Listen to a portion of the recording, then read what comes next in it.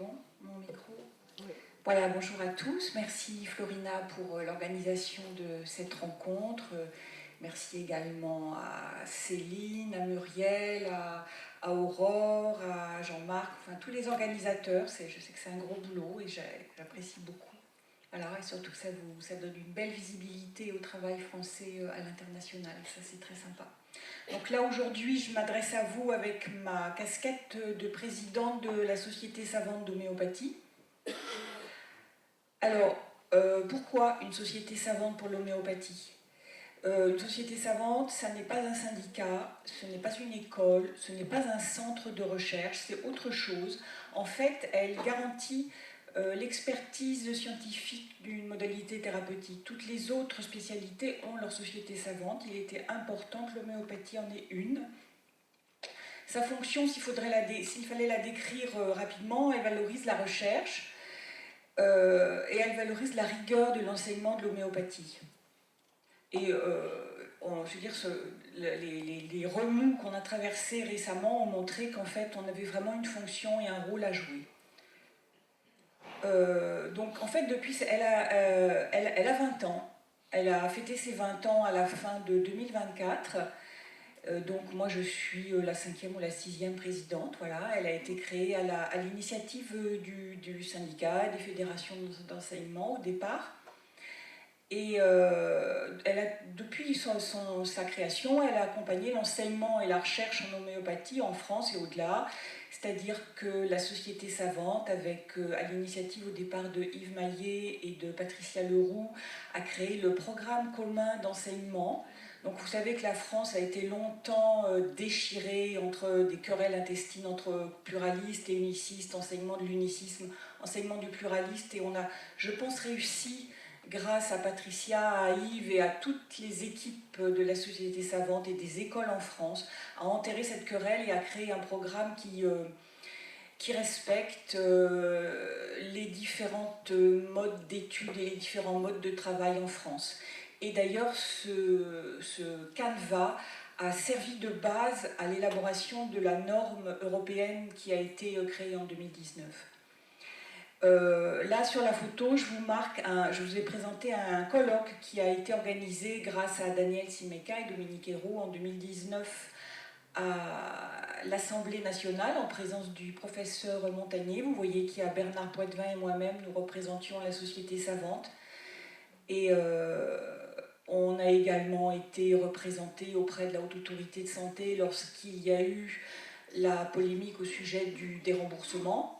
Hein, et on a pu présenter, enfin, je veux dire, on avait déjà rencontré la Haute Autorité de Santé, on était en lien avec des gens de l'INSERM avant que la polémique n'éclate. Enfin, je veux dire, on a vraiment fait des efforts depuis des années pour offrir un visage scientifique rigoureux et sérieux à l'homéopathie, tout en respectant sa méthodologie et ses fondements.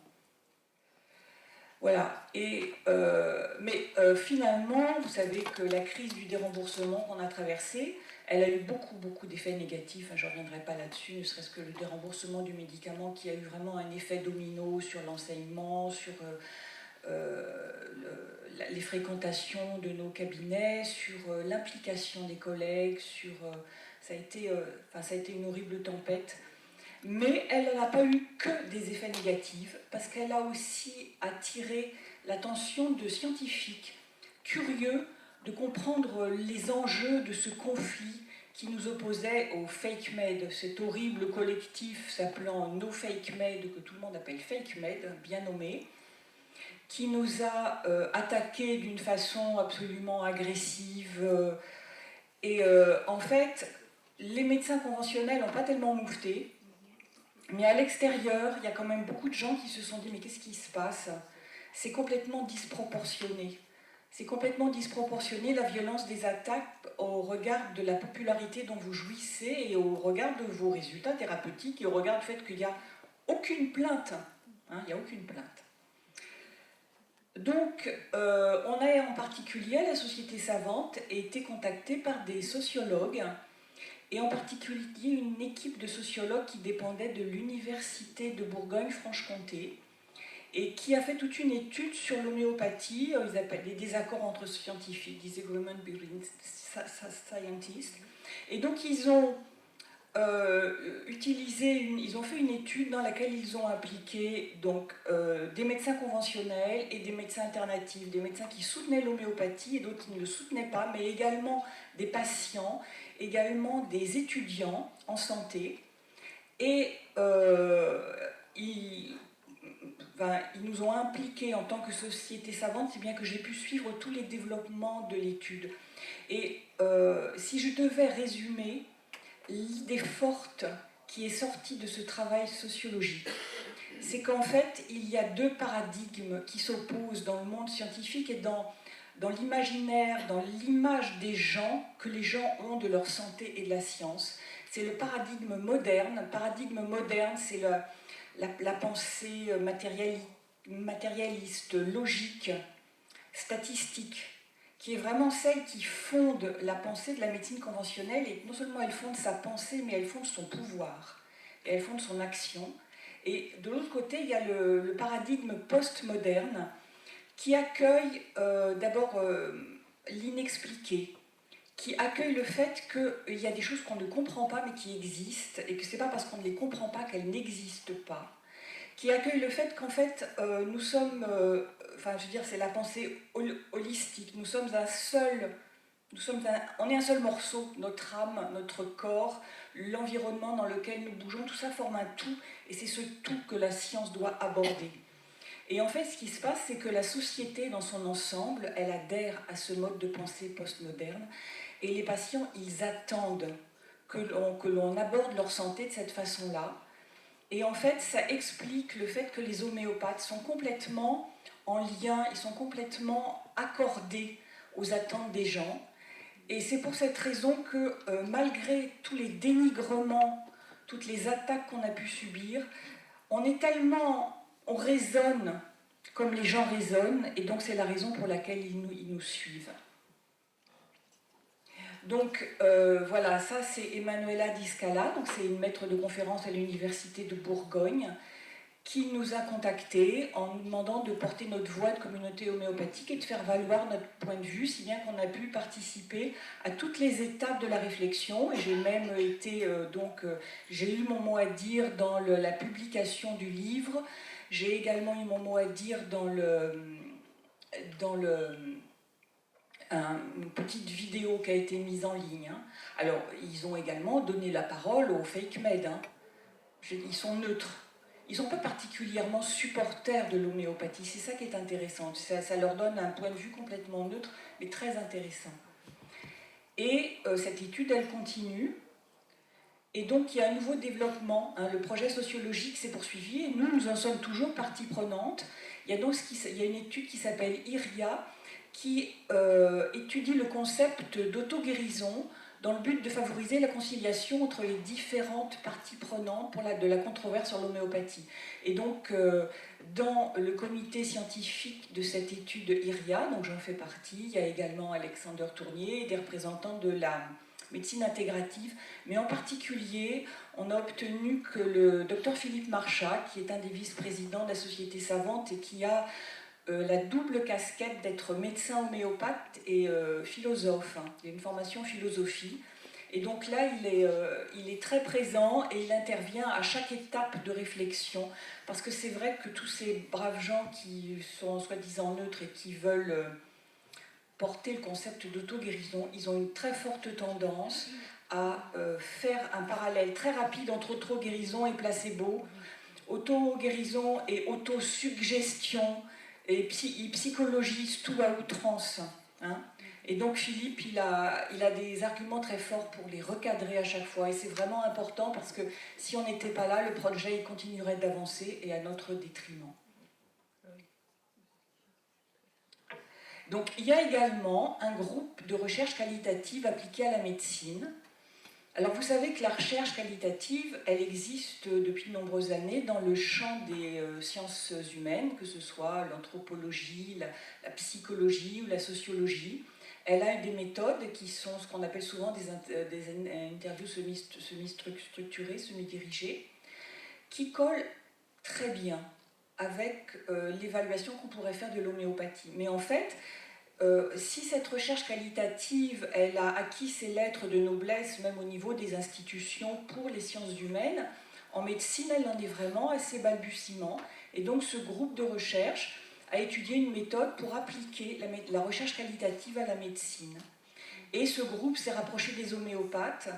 Et on a tout de suite, j'étais avec Chantal, j'étais avec William, enfin, on a tout de suite vu les atouts de cette méthode et la convergence avec des modes de réflexion. Et donc il y a un projet commun qui a vu le jour.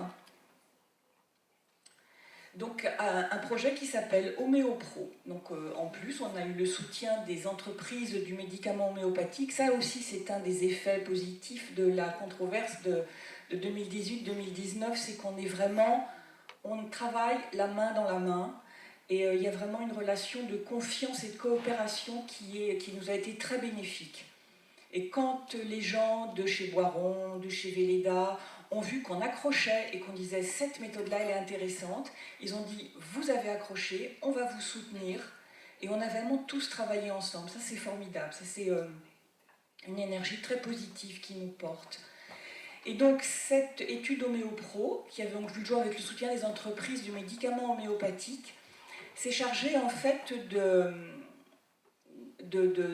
définir les bénéfices tirés de la prise en charge homéopathique d'une pathologie chronique, selon la méthode des entretiens semi-directifs. Et en pratique, il y a donc un panel d'une vingtaine de patients qui a été interviewé. Alors, des entretiens semi-directifs, comment vous expliquer? C'est une consultation de fond en homéo. C'est exactement la même chose. C'est des questions ouvertes, on laisse parler le patient, on laisse parler la personne. La personne en face de nous est autant experte que nous, puisqu'elle sait ce qu'elle ressent, ce qu'elle dit est juste, forcément. On ne lui suggère pas ses questions, on pose toujours des questions ouvertes pour l'amener, et en fait, on la dirige une fois qu'elle est allée au bout de son témoignage. Et 20 patients, alors en recherche qualitative, ils se sont aperçus qu'au bout de 20 patients, on avait atteint ce qu'on appelle la saturation des données. C'est-à-dire que si on en interroge plus, on n'a pas d'informations supplémentaires. C'est exactement les conclusions auxquelles on était parvenu dans la méthodologie du proving. 20 participants, c'est le nombre idéal pour faire un proving. Au-delà de 20 participants, on peut avoir quelques infos supplémentaires, mais en gros, c'est beaucoup de boulot pour pas grand-chose. On a fait le tour. Surtout qu'en fait, la randomisation dans ces études-là, tout comme dans les provings, c'est pas la randomisation comme dans les études randomisées contrôlées. On essaye de diversifier, qu'il y ait des hommes, qu'il y ait des femmes, qu'il y ait des jeunes, qu'il y ait des vieux, qu'il y ait différents milieux socio-professionnels. Donc, Homéopro a accouché d'un tableau de critères positifs de la prise en charge homéopathique, c'est-à-dire un ensemble de bases de données issues des témoignages des patients. Donc en fait, les patients ont témoigné de façon très libre, et ensuite il y a eu une analyse de leurs témoignages qui ressemble énormément au travail que nous faisons quand nous travaillons sur les données issues d'une pathogénésie. C'est-à-dire qu'on lit et on relit et on voit des thèmes forts, on voit des mots, on voit des modalités, on voit des choses qui ressortent en fait. Et donc, on a donc obtenu un espèce de tableau avec ce que les patients ont vécu de ce que leur a apporté l'homéopathie. C'est-à-dire que dans les essais cliniques randomisés contrôlés, on définit en amont et de façon un peu autoritaire les critères de guérison. C'est-à-dire que nous savons mieux que les patients ce que c'est qu'être guéri. Et en fait, là, c'est le contraire. C'est les gens qui nous disent qu'est-ce que c'est pour moi être guéri? C'est pas forcément la disparition d'un symptôme X, c'est l'ensemble de leur vie affective, sociale, professionnelle, familiale, personnelle qui est améliorée. Et en prenant en compte tous ces facteurs, on rend vraiment justice au résultat du traitement homéopathique. Et donc en fait, cet ensemble de critères que nous avons, qui ont été dessinés par cette étude, serviront ensuite comme base d'évaluation pour des études quantitatives ultérieures. C'est-à-dire on dira voilà, pour les patients, ce qui est important dans le résultat d'un traitement, c'est ça, ça et ça. Ce n'est pas le grand mandarin qui décide, c'est les patients qui ont décidé à l'avance. Donc, ont été pointés l'autonomisation, l'amélioration globale de la qualité de vie, la qualité des relations médecin-patient, et beaucoup d'autres. Hein, c'est quelque chose d'assez long. Alors, attends, qu'est-ce que j'ai derrière ? Voilà. Donc, alors, il y a une dernière phase de validation de ces données qui est en cours. Parce que donc, en gros, mais c'est quelque chose qui est très codifié, il y a donc cette phase où il y a une vingtaine de patients qui nous permettent de déterminer cette grille. Et cette grille, en fait, elle va subir ce qu'on appelle une validation psychométrique. C'est-à-dire qu'on va la soumettre à un nouveau panel d'environ 100-150 patients qui ont eux-mêmes vécu de prise en charge homéopathique d'une pathologie chronique. Et on va leur demander, est-ce que vous validez ce qu'ont dit vos prédécesseurs? Est-ce que vous voulez le modifier, l'enrichir ou le valider? Il faut savoir que cette validation psychométrique, c'est la spécialité du professeur Falissard, qui est à l'INSERM en charge de l'évaluation des médecines complémentaires. Ça veut dire que quand on aura cette validation psychométrique, elle est en cours. Quand on aura été au bout du processus, en suivant les étapes qui ont été reconnues par les institutions jusqu'à présent, quelque part, ils vont être obligés de reconnaître la valeur de ce travail. Et de toute façon, avant de la mettre en route, on a déjà été consulter le président du comité de transparence de l'Haute Autorité de Santé en lui disant voilà, on va mettre cette étude en route, qu'est-ce que vous en pensez? Et il nous a posé plein de questions et à la fin il a dit oui, non, mais c'est un travail sérieux. Et je voudrais rajouter également que ce groupe INSERM qui mène cette étude n'est pas particulièrement favorable à l'homéopathie, mais ils ont fait une première étude pilote avec 5 patients et ils sont revenus en nous disant on est stupéfait. On est stupéfait du niveau d'engagement, on est stupéfait de la qualité de la relation médecin-patient, de la façon dont les patients que vous avez se prennent en charge, comprennent ce qui leur arrive, sont acteurs de leur traitement. Voilà. Donc cette première étape de l'étude, je vais la présenter en juin au congrès du HRI à Thessalonique. Je pense que ça marque vraiment une avancée majeure dans l'évaluation de l'homéopathie. Alors qu'est-ce qui a permis cette réalisation ? On va se passer un peu de brosse à reluire parce qu'on en a besoin, très beaucoup.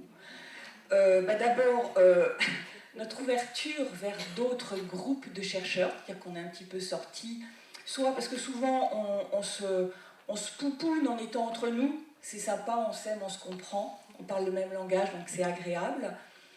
On se heurte aux médecins conventionnels qui ne nous comprennent pas, mais il y a tout un champ scientifique avec des gens qui ont une ouverture d'esprit et qui peuvent tout à fait comprendre de quoi nous parlons et qui peuvent nous apporter même des éclairages.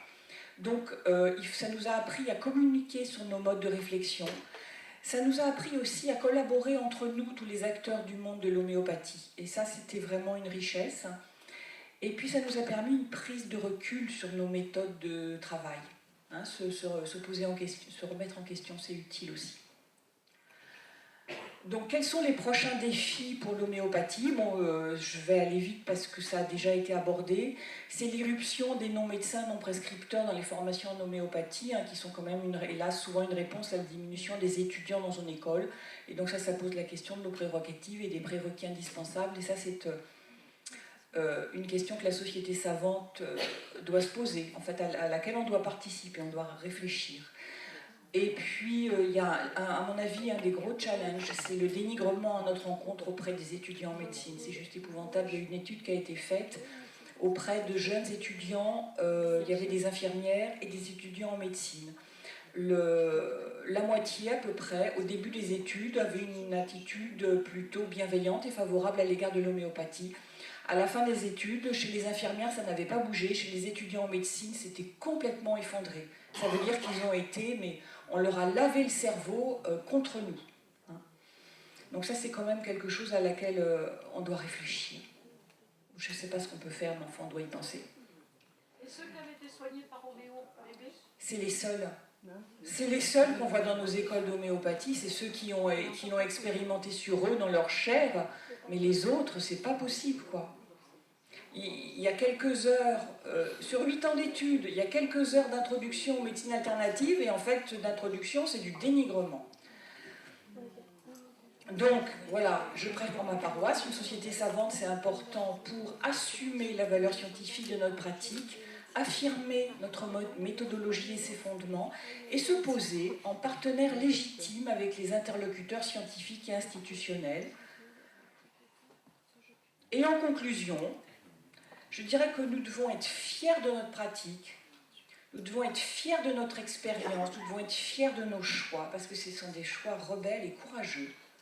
Et on doit être à la hauteur de nos prédécesseurs. Et on doit être fiers de notre clairvoyance vis-à-vis de l'avenir de la santé. Et on doit l'affirmer vis-à-vis de nos alter-ego et vis-à-vis de nos patients. Voilà. Et moi, je vote pour l'Homéo Pride. Merci